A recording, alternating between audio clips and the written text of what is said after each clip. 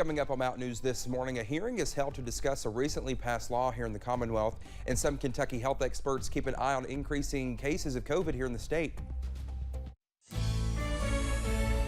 Dedicated to Eastern and Southern Kentucky, this is WYMT Mountain News this morning.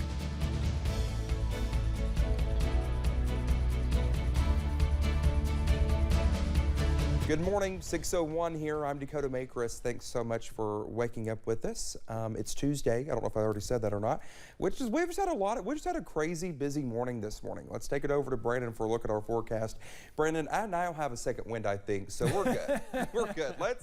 Let's wake back up. I don't know. I feel like for the first hour I was kind of dreary, but now I think I'm good. Yep. So I think we're in good shape right now, and weather-wise we are in good shape right now. We're not seeing much in the way of rain, but that comes a little bit later today. And we could see some stronger storms come through a little bit later today as well. Let's take a look at what we're seeing right now.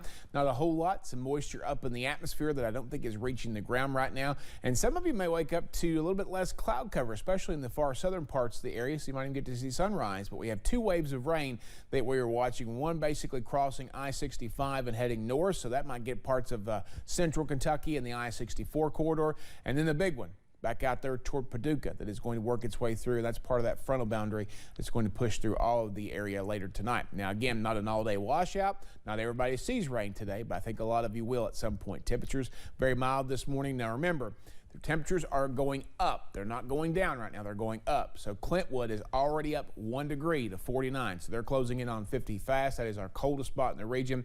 We're seeing some areas that are already in the 60s, like 65 in Monticello, 60 in Pikeville, and 68 in Richmond this morning. Winds are coming in out of the southwest, so that's going to heat us up pretty quickly today. Already seeing some decent wind speeds at Pikeville and Wise, up toward Lexington and Louisville, and the gusts could be a little bit higher than that at times later today. 74 our average high, 84 our forecast high, 87 our record. So we could get close to that, especially if we see that warm air really surge in here and the sunshine make an appearance, which it looks to do, before we get into the soggy parts of the evening. Dakota? Well, we now have images out of Johnson County where there is an ongoing fire at an apartment in Paintsville. Now, we brought this to you as breaking news at 5:30. The fire was reported at around 2 o'clock this morning. We are told 2 departments are responding. Johnson County Emergency Management Director Gary McClure tells us that only 1 apartment is occupied. The apartment is located at 417 Main Street. So far, no injuries have been reported. Main Street and 2nd Street between Court Street and Church Street in downtown Paintsville are closed as first responders work to put out that fire. Of course, we'll keep you updated as we learn more.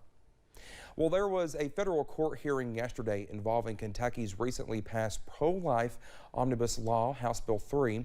Now, the ACLU and Planned Parenthood went to court immediately after House Bill 3 took effect. They did so on behalf of Kentucky's 2 abortion centers. The 2 groups pressed the court to block the bill.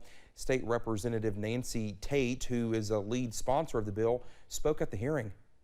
The bill is referred to as humanity in health care. And so it's not really whether or not abortions are legal in the Commonwealth. That's actually going through and determining whether or not we can make these abortions as health conscious as possible as long as they're legal. Well, a federal judge in Louisville issued an initial temporary injunction against House Bill 3 on April 21st. It was set to expire later this week, but has been extended for 2 weeks. Well, the U.S. Supreme Court will not hear the appeal for former Kentucky Democratic Party Chief Jerry Lungergan. He and a co-defendant were convicted in 2019 for illegally funneling $200,000 to his daughter, Allison Lungergan Grimes' 2014 U.S. Senate campaign. Well, Grimes lost in her attempt to unseat Republican Mitch McConnell. Lungergan has claimed the federal ban on corporate contributions is unconstitutional when applied to contributions from a close family member. The High Court did not say why the appeal was rejected. Kentucky Agriculture Commissioner Ryan Quarles has made his run for the state's top job official. Well, he filed his statement of intent yesterday. He announced on WKYT's Kentucky Newsmakers that he was running for governor in 2023. The only other Republican to announce their candidacy is State Auditor Mike Harmon. The winner in the Republican primary will likely take on Governor Andy Beshear who said he's running for re-election. Well, today is the last day to request an absentee ballot in this year's primary. Only certain voters qualify. You can submit your request at govoteky.com. You can also check your registration status and look at sample ballots. The primary is May 17th. Kentucky State Auditor Mike Harmon says his office will do a special examination of Kentucky State University. In a statement, Harmon says they'll look into financial activity at the university. It will focus between July 2019 and June of last year. During the legislative session, lawmakers included $200,000 in the budget for the Auditor of Public Accounts to examine KSU. After record funding was announced for Kentucky schools through the new state budget, Representative Bobby McCool announced Paintsville High School will be getting $2.5 million for a new career center. The goal of the career center will be to connect rural students with remote jobs and career pathways in high-demand industries. The high school will be using a location on Main Street to create the new learning center. The initiative aims to offer innovative programming for each student's specific interests. The Pike County School District is building towards something new, hoping to expand one of its oldest facilities thanks to new funding announced on Monday. Our Buddy Forbes has more from educators who say the new project is an investment in career pathways. For decades, the Millard Area Technology Center has sparked something for students in Pike County. The plaque on our building says 1960, so it's 62 years old. I believe it is the oldest ATC in the state. But after training generations of workers in the fields of mechanics, manufacturing, medicine, and more, the ATC is in need of some TLC. It's dilapidated. There's some improvements that need to be done. And a new funding announcement from Kentucky's School Facilities Construction Commission is preparing to ring in a new era. But I guess it's kind of like you're upgrading from a 1984 Toyota to a 2022 Corvette.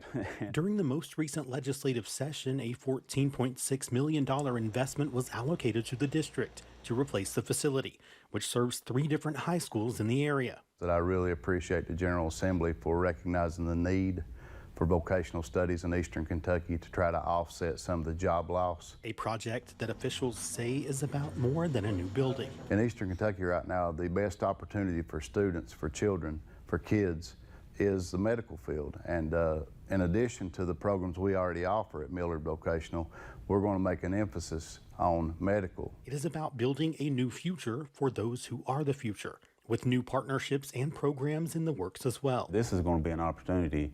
If we got kids that want to stay around here, they're going to be able to. Reimagining career selections by remodeling classroom settings. In Pike County, Buddy Forbes, WYMT Mountain News. Well, Dr. Atkins says the Board of Education will vote on whether to accept the funds and project next week. The location for the new facility is still being discussed. He says it will either be built on the same property as the current building or on a property behind Millard School. Well, life is much more normal now after 2 years of living in a pandemic, but the concerns, well, they're not completely gone. Health experts say COVID cases are slowly ticking back up in some parts of the state. Kevin Hall with the Lexington-Fayette County Health Department says 2 weeks ago, Lexington saw a weekly average of 30 new cases a day. Now it's a weekly average of 57 new cases a day. He adds hospitalizations are likely to go up. Health experts say be mindful of your symptoms as flu season lingers and allergy symptoms spring up. Only about 48% have the recommended booster vaccinations. So it's important to complete the series. We need people to be mindful of those symptoms. So if you've got a cough, you've got a fever, it's better to be safe than sorry. Get tested. Well, as people got back to their normal lives, Hall says it's important that people do so cautiously. He adds anyone 50 or older or immunocompromised are eligible for a second booster 4 months after receiving the first. Kentucky native Naomi Judd died during the weekend at the age of 76. Her daughters, Ashley and Winona, announced her death Saturday. Well, the sisters said they lost their mom to mental illness. We talked with the doctor who is shining a spotlight on the disease. Country music fans of the Judds are mourning the loss of Ashland native Naomi Judd. I was a fan of the Judds. I grew up on country music, so it was heartbreaking to hear that. Sisters Ashley and Winona Judd issued a statement Saturday saying, "We lost our beautiful mother to the disease of mental illness. "We are shattered." It kind of hits home a little bit more for us in behavioral health, but in general, I think we've seen a lot more struggles with it lately. So it doesn't make it any easier. It's heartbreaking every time. The singer was open about her severe depression. She suffered childhood sexual abuse, along with being diagnosed with hepatitis C, which stopped her from performing in the 90s. Not being able to perform missed it so bad. I had panic attacks, was put on all kinds of medication.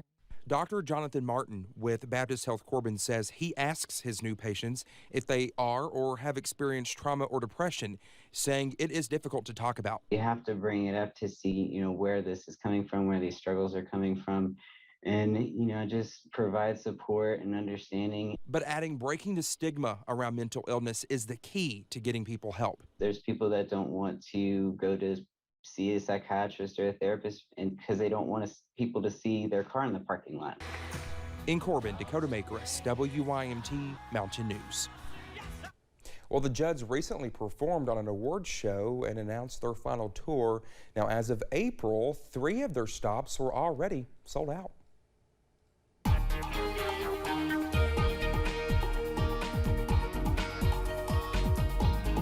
Remember earlier when I mentioned down in the southern counties, they may be seeing a little bit less cloud cover. Might actually get to see the sunrise this morning. Let's take you to I-75 at London, and you see that is exactly the case because it's starting to lighten up there pretty quickly as we approach sunrise here in about 30 minutes or so. We're continuing to see some temperatures climbing this morning. 49 Clintwood, the cold spot, 65 in Monticello, the warm spot this morning. A lot of upper 50s and low 60s, still some low 50s out there toward Jonesville, Middlesboro, and Harlan this morning.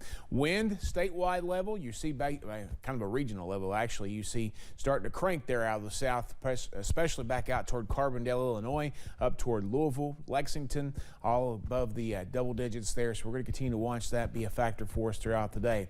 84 is our forecast times. We see those southwest winds at 10 to 15, gusting to 25, maybe even 35 miles per hour at times. Scattered chances for storms, especially this afternoon and tonight. Some of those could be on the stronger side. So as we look through time, cold front number 1, disturbance number 1, however you want to look at it there, coming in today and tonight.